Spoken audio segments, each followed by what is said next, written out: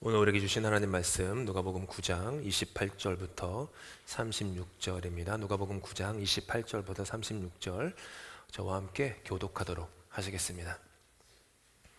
이 말씀을 하신 후 8일쯤 되어 예수께서 베드로와 요한과 야고보를 데리고 기도하시러 산에 올라가사 기도하실 때에 용모가 변화되고 그 옷이 휘어져 광채가 나더라. 문득 두 사람이 예수와 함께 말하니 이는 모세와 엘리야라.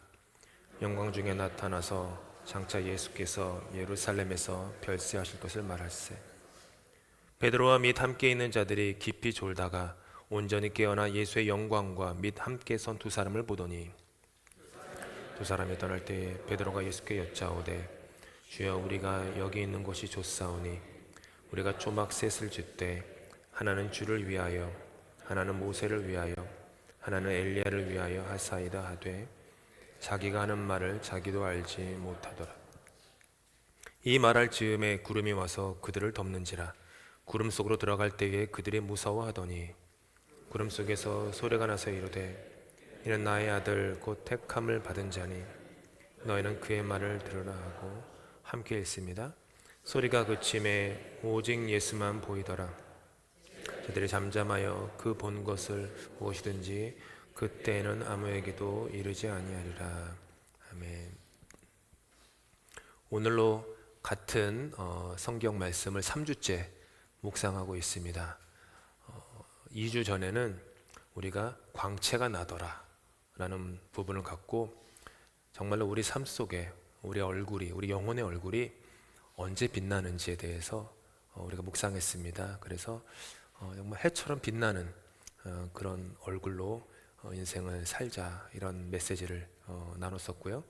지난주에는 여기가 있는 것이 좋다라고 하는 베드로의 요청을 묵상하면서 참으로 좋고 영광스럽고 짜릿하고 감동적인 산 중턱에 머물고 싶은 인간의 본성이 있지만 우리가 찬양으로 지난주 고백한 것처럼 밤 깊도록 동산 안에 주와 함께 있으려 하나 괴로운 세상에 할 일 많아서 날 가라 명하신다 하시면서 나를 산 아래로 내려가라고, 사람들의 틈바구니 속으로 들어가라고, 거칠고 아프고 힘든 세상이지만 그 세상에 너가 있어야 될 곳이라고 부르시는 그 부르심에 대해서 지난주에 우리가 묵상했습니다. 오늘은 이제 마지막 시간으로 제일 마지막에 오늘 이야기의 결론인 오직 예수만 보이더라, 오직 예수만 보이더라 라는 대목을 갖고 우리 묵상하겠습니다. 방금 전에 불렀던 찬송가 288장 3절 찬양인데요, 저와 함께 찬양하실까요? 주 안에 기쁨 누림으로 마음의 풍랑이 잔잔하니 세상과 나는 간 곳 없고 구속한 주만 보이도다. 세상과 나는 간 곳 없고 구속한 주만 보이도다. 이 땅에 사는 동안 우리는 수없이 많은 것들을 봅니다. 이 땅에 사는 동안 우리는 수없이 많은 사람들에 둘러싸입니다.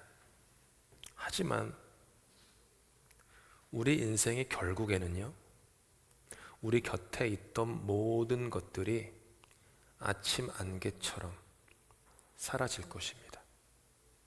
영원한 것은 없습니다. 내 옆에 영원히 내 옆자리를 지키는 인생은 없습니다. 다 안개처럼 살아가죠. 사라지는 거죠.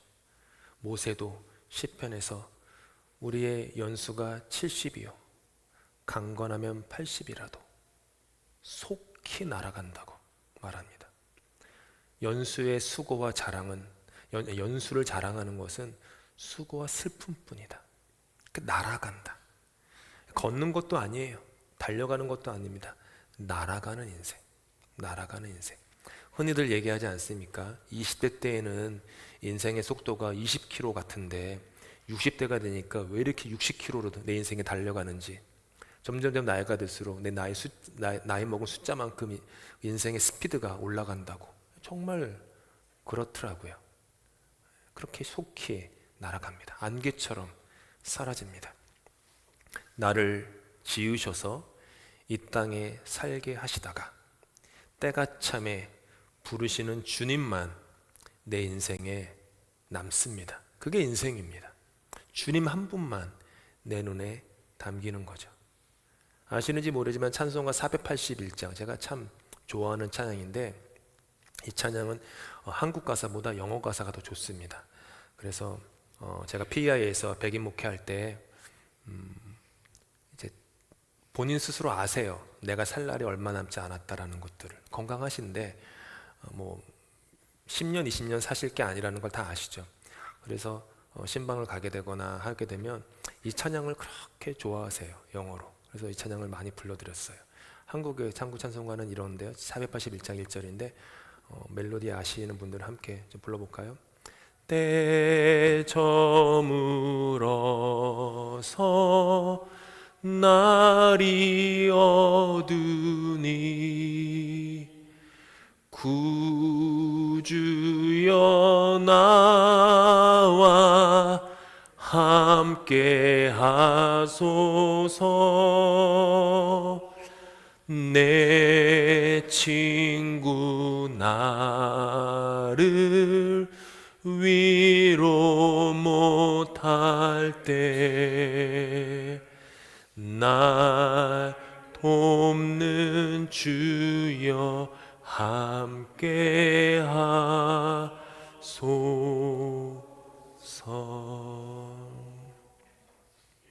산에서 기도하시던 예수님이 찬란한 광채의 영화스러운 모습으로 변화되십니다.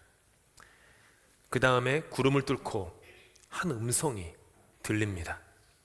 이는 나의 아들 곧 택함을 받은 자니 너희는 그의 말을 들으라. 나의 아들이다. 즉 이는 나의 사랑을 받는 나의 귀한 독생자다라는 말이죠. 그리고 택함을 받았다라는 거예요. 내가 너의 삶 전체를 인도하고 있다 라고 말씀하십니다. 지난번에도 묵상했지만 성경에 나오는 택함이라는 단어에는 우리의 유익을 주기 위해서 내가 너를 택했다라는 뜻이 아닙니다. 고난의 길을 갈 것이다. 아픔의 길을 갈 것이다. 눈물 골짜기를 지날 것이다. 그 길을 지나게 하기 위해 내가 너를 택했다. 대신 그 길 너머에는 이전에도 꿈꿔보지 못했고 살아보지도 못했고 맛보지도 못했던 새로운 삶이 너를 기다리고 있을 것이다. 그게 택함이라는 성경의 뜻입니다. 너희는 그의 말을 들으라 합니다. 그 자리에 모세도 있었습니다. 엘리야도 있었습니다. 모세가 누굽니까? 율법을 가져온 이스라엘이라는 국가를 형성한 어떻게 보면 국가의 창시자입니다. 그럼 모세. 엘리야는 누구입니까? 선지자 중에 으뜸인 선지자. 그들의 말이 아니라 예수의 말을 들으라. 예수가 더 영화롭다라는 말을 하세요. 이렇게 예수님의 영화로움이 온 세상에 빛나는 광채로 드러나게 됐습니다. 이걸 우리는 변화산 사건이라고 부르죠. 그리고 우리에게는 이 하나님의 음성, 이는 나의 아들 곧 택함을 받은 자니 너희는 그의 말을 들으라 라고 하는 이 음성이 굉장히 친숙하게 들립니다. 전에도 들려왔던 음성이기 때문입니다. 누가복음 3장에 이렇게 말합니다. 함께 읽을까요? 너는 내 사랑하는 아들이라 내가 너를 기뻐하노라. 안 나왔네요. 저 혼자. 네, 죄송합니다. 제가 오늘 새벽에 설교를 준비하다가 좀 긴 거 같아가지고 성경 구절을 좀 뺐어요. 그래서 밑에서 두 번째 줄부터 읽으시면 됩니다. 시작. 너는 내 사랑하는 아들이라 내가 너를 기뻐하노라 하시니라. 너는 내 사랑하는 아들이다. 내가 너를 기뻐한다. 이때가 언제냐 하면은 세례를 받으시며 사역의 첫 걸음을 떼실 때였습니다. 그러니까 예수님 사역의 시작되었어요. 오늘 우리가 함께 읽은 본문은 예수님의 사역의 전성기 때 들리는 음성이에요. 그리고 요한복음에는 한 번 더 하나님의 음성을 기록하고 있습니다. 화면 보시면서 함께 읽겠습니다. 시작. 하늘에서 소리가 나서 이르되 내가 이미 영광스럽게 하였고 또다시 영광스럽게 하리라. 내가 이미 영광스럽게 하였고 또다시 영광스럽게 하리라. 이때가 언제냐 하면 예루살렘에 가셔서 사람들로부터 거절과 고난을 당하신 후에 십자가의 죽음의 길을 걸어가시기 바로 전이었습니다. 이게 우리에게 말하는 시사하는 바가 뭡니까? 예수님 사역의 시작에 하나님의 음성이 있었고, 예수님 사역의 전성기 때 하나님의 음성이 있었고, 예수님의 삶이 마무리될 때 하나님의 음성이 있었다. 이처럼 예수님의 인생의 전 과정에는 하나님의 음성이 그분의 삶을 애워싸고 있었습니다. 저와 여러분의 인생도 마찬가지입니다. 하나님의 음성으로 우리의 인생은 시작됩니다. 하나님의 음성으로 우리의 인생은 사라집니다. 그리고 하나님의 음성으로 우리의 인생은 맞춰집니다. 귀에 들리는 소리가 아니더라도 하나님의 음성이 우리의 삶을 애워싸고 있습니다. 내 인생의 전 과정을 애워싸는 것은 하나님의 음성입니다. 쓰나미처럼 쏟아지는 세상의 음성이 있습니다. 어디 그뿐입니까? 내 안에서는요, 스물스물 올라오는 욕망의 소리들이 있습니다. 얼마나 많습니까?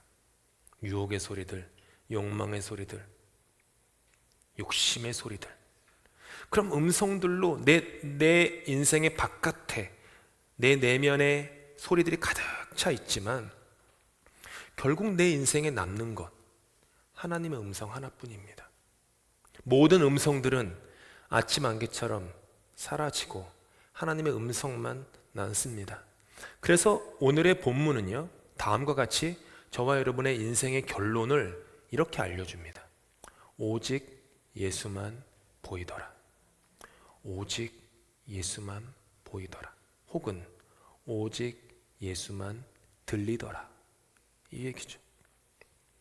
자나시는 요한복음 8장에는 가늠하다가 현장에서 붙잡힌 여인 한 사람의 이야기가 나옵니다. 가늠하다가 그 여인은 현장에서 붙잡힙니다. 누구에게 붙잡혔냐 하면 당시에 권력 있는 바리새인과 사두개인들에게 붙잡힙니다. 그리고 그 여인을 끌고 옵니다. 한번 가실까요? 이러면서 끌고 가지 않았겠죠. 비참하게 그 여인을 끌고서 왔을 겁니다. 무릎에는 어깨에는 땅에 그을린 상처로 가득했을 것입니다.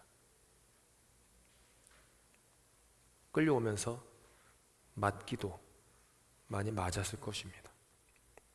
예수님 앞에 데려옵니다. 이유는 한 가지였습니다. 예수님을 시험에서 넘어뜨리려고 데려온 겁니다. 바리새인과 사두개인들이 막 있습니다. 구경꾼들은 또 얼마나 많아요. 참 좋은 말은 아니지만 세상에서 제일 즐거운 게 싸움 구경이라고, 불구경 뭐 이런 것처럼 참 좋지 않은 말이죠. 근데 그랬어요. 수많은 사람들이 애워싸고 있습니다. 한번 상상해 보십시오. 그 자리가 얼마나 소란스러운 자리였을지. 막 소리치고 외치고 막 침을 흘리면서 막 뭐 난리도 법석이 아닌 그런 가득한 곳에서 예수님은 아무 말 안 하세요. 갑자기 몸을 굽히십니다. 손가락으로 땅에다가 뭔가를 쓰십니다. 뭘 썼는지는 성경을 기록하지 않아요. 손가락으로 막 쓰세요. 더 화가 나는 거예요. 예, 그러니까 내가 화를 내면 상대방이 좀 맞받아쳐야 되는데 아무도 맞받아치지 않으니까 더가 화가 나죠. 그래서 막 더 사람들은 소리를 지르면서 예수님께 쏘아댑니다. 예수님이 천천히 일어나시고 한마디 하십니다. 너희 중에 죄 없는 자가 먼저 돌로 치라. 가늠하다 붙잡히면 돌에 맞아서 사형당하는 게 당시 법이었으니까. 근데 예수님은 그러시는 거예요. 너희 중에 죄 없는 자가 먼저 돌로 치라. 그리고 다시 몸을 굽히신 후에 손가락으로 땅에 또 계속 뭔가를 쓰십니다. 어떤 분들은 그들의 죄를 썼다, 이런 분들도 있고, 그러는데 예수님이 뭐 그들의 죄를 조목조목 보면서 너는 이거, 너는 이거 이렇게 적으셨는지는 모르겠어요. 그러실 수도 있지만은 뭐 제가 믿는 예수님은 꼭 그렇게 막 하실 것 같지는 않은데, 아무튼 혹은 생각할 시간을 주시고자 쓰셨는지도 모르죠. 잠시 후 양심의 가책을 느낀 그들은 나이 많은 노인들이 먼저 떠나기 시작해서 마지막으로 젊은이들과 어린이들이 그 자리를 떠납니다. 얼마 후 주님께서 그 여인을 바라보시면서 물으세요. 여인이여, 너를 정죄하던 그 많던 사람들이 어디 있느냐? 여인은 대답해요. 주님, 아무도 없습니다. 성경은 이 광경을 이렇게 묘사합니다. 함께 읽을까요? 오직 예수와 그 가운데 섰는 여자만 남았더라. 이 말씀을요, 그냥 그 당시에 벌어진 상황을 설명하는 말씀으로만 읽지 마시고 우리 인생을 향한 말씀으로 보셔야 돼요. 오직 예수와 그 가운데 섰는 나만 남은 거예요. 이 여인은 간음이라고 하는 자극적인 소재 때문에 놓치기 쉬운데, 간음은 상대가 있어야 됩니다. 근데 이 요한복음 8장에는요 같은 다른 그 간음의 대상자인 남자가 안 나와요. 조금도 안 나와요. 그리고 이 여인을 간음의 현장에서 붙잡았다고 해요. 사람들이 다 알고 있었다는 얘기예요. 그렇죠? 알고 있으니까 현장에서 붙잡은 거잖아요. 그래서 이 여인의 어떤 도덕 윤리적인 면을 부각시키려고 하는데 성경은 관심이 없습니다. 옳고 그름을 얘기하는 게 아니라 그냥 이 여인의 인생, 비참한 삶, 죄로 얼룩진 삶, 그리고 그 여인을 비난하고 힐난하는 수많은 사람들의 그 정죄, 죽이려고 하는 살기, 이런 것들로 가득한 인생을 설명하기 위한 거죠. 이 여인이 어떤 인생이었냐 하면 강한 자들의 손에 붙잡혀서 이리저리 끌려다녔던 인생입니다. 전에도 말씀드렸지만 2000년 전에는 여성의 인생이라는 것은 남성에게 전적으로 의존하는 인생이었습니다. 지금처럼 자기가 직장을 가지고 돈을 벌어서 자기가 밥벌이를 할 수 있는 그런 세상이 아니었어요. 여성의 운명은 남성에게 전적으로 의존되던 세상. 그래서 결혼을 해야만 되는 거예요. 과부가 되면 안 되는 거예요. 왜냐하면 과부는 자신의 인생을 생존할 수 없기 때문에. 그래서 성경에 계속 고아와 과부를 돌봐라, 이 말이 너무 많이 나오는 이유가, 고아와 과부는 스스로 자신을 생존시킬 수가 없는 인생이기 때문에 초대교회도 늘 제일 많이 하던 일이 고아와 과부들을 돌보는 일을 했어요. 그게 그 당시의 컨텍스트죠. 이 여인은 남자들에 의해서 이리저리 끌려다니던 삶이었습니다. 나중에는 바리새인과 사두개인들의 그 권력 있는 사람들에 의해서 목덜미를 붙잡혀서 막 비참하게 끌려다니던 인생이에요. 그런데 주님이 말씀하세요. 너를 붙잡아서, 너의 이 목을 붙잡고 너를 끌고 다니던 그런 사람들이 어디 있느냐? 그녀가 대답해요. 없습니다, 주님. 이제는 아무도 남지 않았습니다. 인생은 그런 것입니다. 예수와 나만 남는 겁니다. 나를 붙잡아 끌고 다니던 그 사람들 결국엔 다 사라집니다. 이거 너무너무 중요한데라고 그렇게 막 잠도 못 자고 기도하던 그 집착들, 시간 지나 보십시오. 아무것도 아닌 아침 안개들입니다. 어떻게 보면은 저도 그렇지만 10년, 20년 지난 후에 내가 그렇게 애타게 기도했던 그 나의 과거의 모습을 보면 내가 왜 그렇게 애타게 그 제목을 갖고 기도했지? 10년이 뭐예요? 10일만 지나도 아무렇지도 않은 일을 갖고 그렇게 애썼지? 그런 생각 듭니다. 수많은 그 연민들, 나를 끌고 다녔던 연민들, 그 감정들, 수많은 음성들. 참 음성이 참 신기한 게요, 나를 칭찬하는 음성보다 나를 깎아내리는 음성이 내 마음에 훨씬 더 오래 남습니다. 여러분 한번 여러분의 어린 시절에 들었던 음성을 한번 돌아보십시오. 잘한다, 너가 드디어 걷는구나, 뛰는구나, 이런 얘기 기억에 남습니까? 누가 그냥 슥 지나가면서 나를, 이 자존심을 긁거나 내 자녀를 깎아내리거나 이런 말 있지 않습니까? 그게 계속 남아있는 거예요. 그런 음성들. 근데 여인은 말해요. 아무것도 남지 않았습니다. 하나도 없습니다. 오직 나와 예수만 남는 것, 그게 인생이에요. 찬송가 한 번 더 부르겠습니다. 주 안에 기쁨 누림으로 마음의 풍랑이 잔잔하니 세상과 나는 간 곳 없고 구속한 주만 보이도다. 2013년 겨울, 사랑하는 아버지를 하나님의 품으로 돌려보냈습니다. 아버지의 임종을 지키면서 깊이 깨달은 것 하나가 있었습니다. 인생에는 결국 나를 지으시고 결국에는 나를 부르시는 하나님 앞에 내가 홀로 서야만 한다라는 것. 호흡이 얼마 남지 않은 제 아버지의 모습을 옆에 서서 지켜보면서 깊이 깨달은 진리였습니다. 아들로서, 맏아들로서 아버지를 위해서 수많은 기도를 했습니다. 아프던 그 시작부터 얼마나 많은 기도를 했겠습니까? 전화로, 이메일로, 또 만나서 얼마나 많은 위로의 말을 했겠습니까? 아버지의 마지막 침상을 따뜻하게 보듬으려고 나름 애썼겠죠.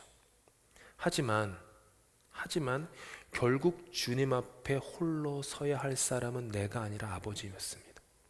내가 아버지를 아무리 사랑해도 죽음 이후에 걸어가는 아버지의 그 길을 제가 대신 걸어가 드릴 수가 없습니다. 그렇잖아요. 아버지 입장에서 두 아들에게 이 경상도 분이셔서 저는 제 기억으로 아버지로부터 동희야 내가 너를 사랑한다 이 말을 들은 기억이 없어요. 근데 몸으로 말하시죠. 몸으로. 말은 낯간지러워서 말을 못하세요. 그런데 자식에 대한 못다한 사랑이 얼마나 가슴에 사무치시겠습니까? 홀로 남겨질 아내, 곧 얼마 안 있으면 과부가 될 그 아내, 얼마나 걱정으로 마음이 아리겠습니까? 그래도 주님 앞에 홀로 서야 합니다. 사람들 틈에서 걷는 동안 함께하는 아름다운 동행이 있습니다. 하지만 결국에는 내가 걸어가야 할 좁은 길은 나만 걸어가는 것입니다. 내가 지나가야 할 좁은 문은 나만 지나가야 하는 것입니다. 부모가 자식을 위해서 이것도 하고 저것도 하고 고생합니다. 많은 분들 한국을 떠나 여기 오셨을 때에는 자녀를 위해서 자신의 부모로서의 나의 삶의 어느 조각을 포기한 그 포기가 다 있지 않으십니까? 부모로서 내가 가지고 가질 수 있는 것들을 내려놓지 않고서는 이민할 수 없습니다. 타향살이 할 수 없어요. 이곳에서 그렇게 멸시와 괄시받으면서 어떻게 삽니까? 자식을 위한 부모의 사랑이죠. 하지만 그럼에도 불구하고 부모가 자식이 걸어가는 길 대신 걸어가 줄 수 없습니다. 부모가 자식을 위해서 아무리 기도해도 하나님 앞에 나와서 하나님을 구세주로 고백하는 것은 부모가 아닙니다. 자식이 해야 합니다. 걔가 해야 돼요. 전에도 말씀드렸지만 마부는 말들을 강가로 인도할 수 있습니다. 하지만 마부가 할 수 없는 것은 말들로 하여금 강물을 마시게 할 수는 없습니다. 제가 여러분의 소위 목자로서 여러분을 말씀문을 통해서 생명 시냇가로 인도해 드릴 수는 있습니다. 하지만 제가 할 수 없는 건 여러분들 입을 벌려서 물 마시라고 이건 못해요. 제가 뭐 넣어 드릴 수는 있죠. 어떻게 꿀꺽 삼키게 합니까? 여러분 몫입니다. 여러분 몫이에요. 인생은 나의 몫입니다. 다른 누구도 나를 대신할 수 없습니다. 오직 나 홀로 주님 앞에 서야 합니다. 오직 예수만 보이더라. 오직 예수만 보이더라. 이것이 인생입니다. 여기까지 한 묵상에서 한 걸음만 더 나아가고 싶습니다. 오늘의 본문을 변화산 사건이라고 부릅니다. 산 위에서 예수님께서 영화롭고 찬란한 모습으로 변화되셨기 때문이죠. 그런데 아이러니한 게 뭔지 아세요? 영광스럽고 찬란한 모습으로 변하셨는데 모세와 엘리야와 예수님의 대화의 내용은 고난이었어요. 고난과 영광, 고난과 영화, 이 얼마나 대립되는 단어입니까? 그런데 이것이 성경이 우리에게 가르치는 인생의 진리예요. 성경은요, 성경 안에 있는 그 어떤 인물도 그들 자신의 특별한 자격과 능력으로 영화로워지는 것을 단 한순간도 허락하지 않습니다. 성경은 사람을 높이지 않습니다. 우리는 높여요. 아브라함, 이삭, 야곱, 요셉, 사무엘, 다윗 뭐 등등등등등등 막 그들을 높이지만 성경은 그들을 높이지 않아요. 어느 누구도 특별한 능력으로 그들의 특출함으로 높아지는 것을 성경은 허락하지 않습니다. 왜냐하면 그들의 특별함이 아니라 그들을 특별하게 쓰시는 하나님만 말합니다. 바울은 이것을 다음과 같이 설명합니다. 함께 읽을까요?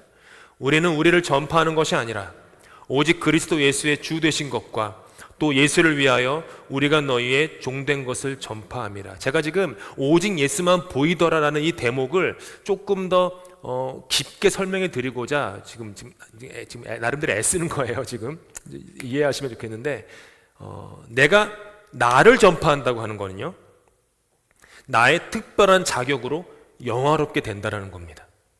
그런데 우리는 바울 사도처럼 이렇게 얘기해요. 오직 그리스도 예수의 주 되신 것, 예수가 주님이시다. 우리가 늘 교회 와서 어떻게 보면은 특별한 의미 없이 반복하는 이 말, 주님이라는 이 말, 이게 뭐냐 하면 아무짝에도 쓸모없는 죄인 중에 괴수인 나를 택하셔서 영화롭게 해주셨다는 거예요. 그분이 내가 영화로울 만한 자격과 능력과 공부와 경험과 지식이 있어서 나를 영화롭게 하신 게 아니라 죄인 중에 괴수요, 아무짝에도 쓸모없는 나를 주님께서 부르셔서 영화롭게 해주셨다는 거예요. 그래서 오직 예수가 나의 주님이시기 때문에 내가 다른 이보다 높아지려 하지 않는 거예요.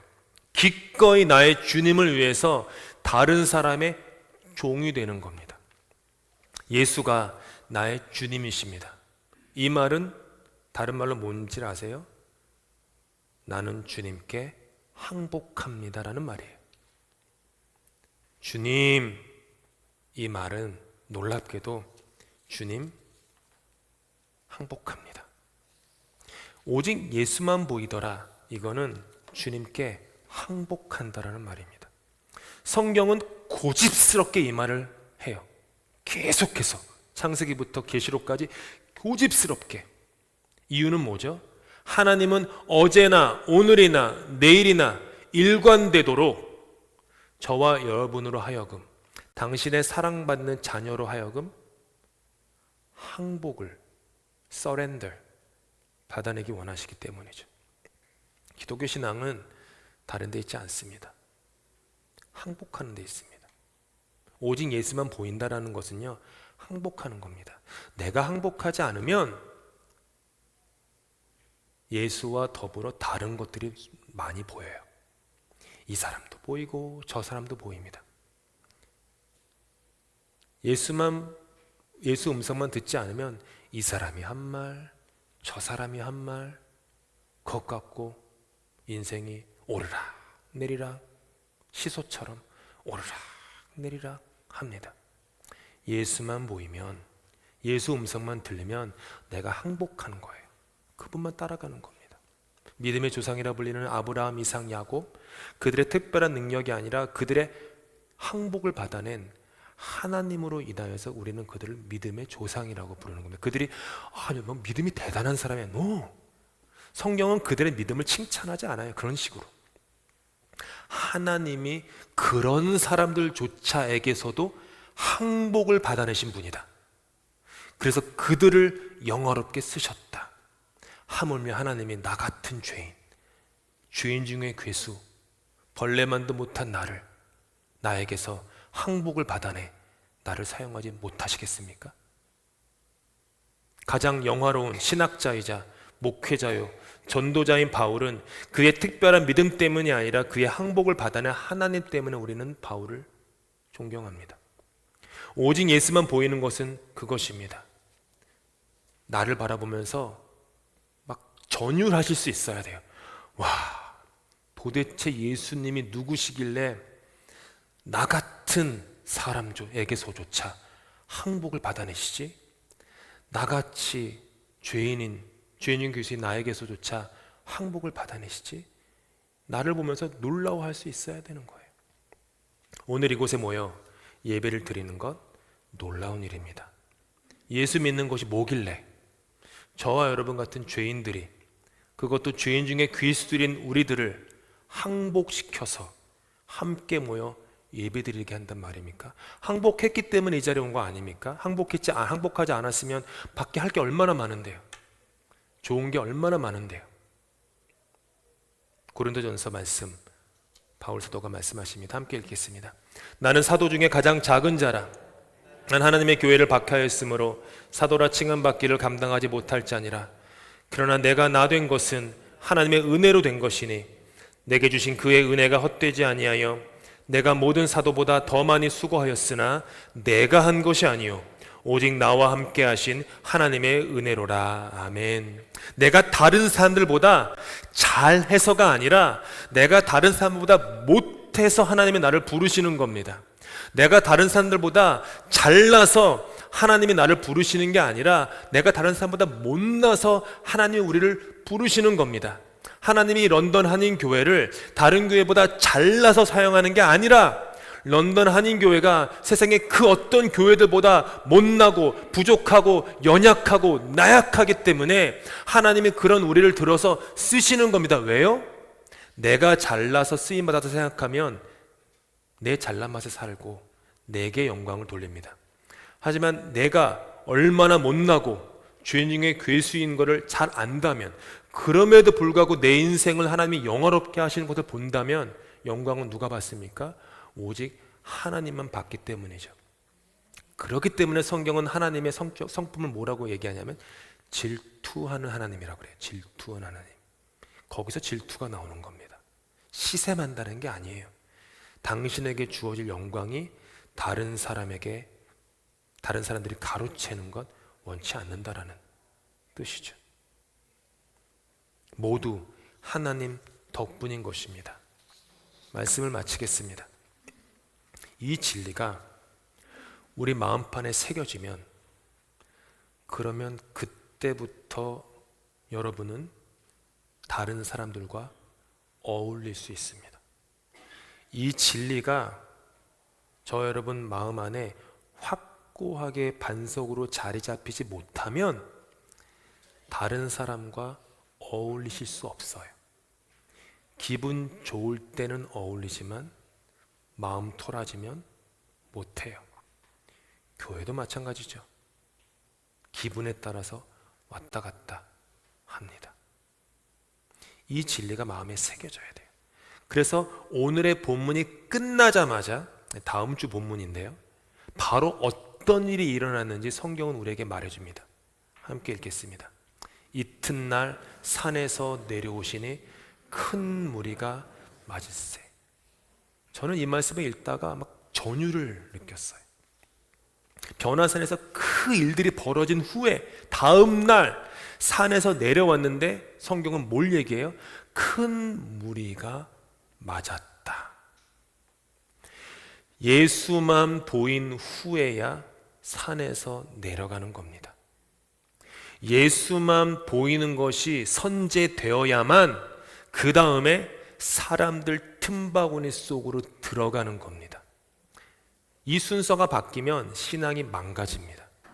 사람들 틈바구니가 우선이 되어서 사람이 좋아서 교회 다니기 시작하고 이민 생활에 여러 가지 정보를 얻기 위해서 이민교회를 찾고 그러실 수 있어요.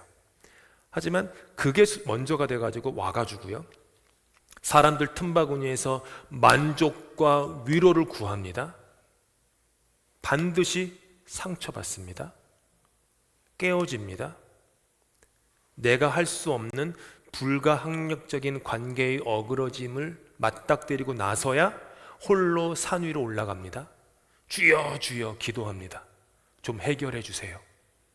저 사람을 해결하건 내 마음을 해결하건 둘 중에 하나 해주세요. 이렇게 기도하죠. 이게 대부분 우리의 순서예요. 바뀌어야 합니다.